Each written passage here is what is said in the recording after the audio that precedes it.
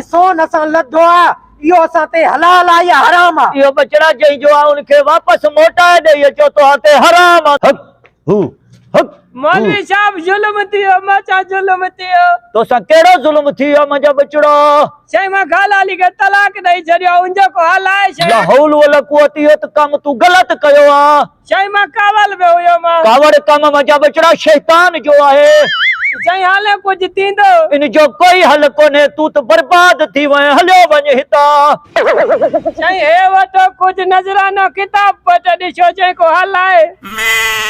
इनी जो को सोची दो बचड़ा किताब में। मेहरबानी शै मेहरबानी। तू किए तलाक दिनी?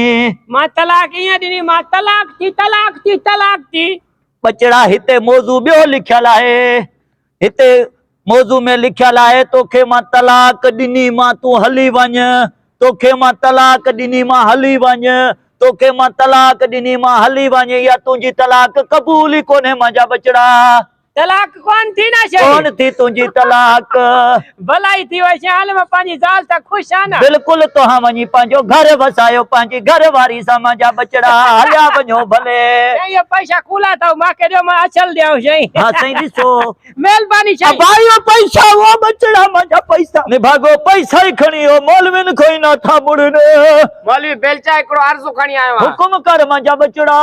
मौलवी साहब मुझो तला है न उता मां मच्छी पकड़े जे मैं किनारे ते रखी पर बी मच्छी पकड़ा ना जे मैं तला में गिरम हो मच्छी कुतो खणियो पोसे दौड़े कुत्ते जे वात मां मच्छी ती छिके कढियो मां पर भाजी मां तैयार करे या सब वीआईपी। अरे यो बुधायो भाजी हराम आ या हिलाल आ? कुत्ते जे वात वारी मच्छी कीअं हिलाल थी सघंदी आहे? सरासर हराम आहे। ओ मसला न जेकॾहिं मां भाजी मां अधु तव्हां खे ॾियां पोइ हराम आ या हिलाल आ? बूटियूं हराम न रहो हिलाल आहे तू बूटियूं माॾे खणी आ रहो तू पी छॾ बचड़ा। अड़ी अड़ी अड़ी वरी छा थियो हारजी पई? हारजी न पई भाजी त मां सॼो खाई यूज़ मां जो पक करे अचां मौलवी साहब। लथी मुंहिंजा बचड़ा पोइ हेॾे खैर में आए हुए निकर हाणे तो हक हू हक हू हक हू। मौलवी बेलचा साहब हिकड़ो अर्ज खणी आया हूं तव्हां ॾे। हुकुम कर मुंहिंजा बचड़ा कहिड़ो अर्ज़ आ? हिकड़ो नंढड़ो मसलो आ साईं। कहिड़ो मसलो आ बचड़ा? ही सोन असां लधो आ इहो असां ते हलाल आ या हराम आ? इहो बचड़ा जई जो आ उनखे वापस मोटाए ॾेई अचो तो ते हराम आ सरासर। असां खे त ख़बर ही कोन्हे अलाए कई जो आ।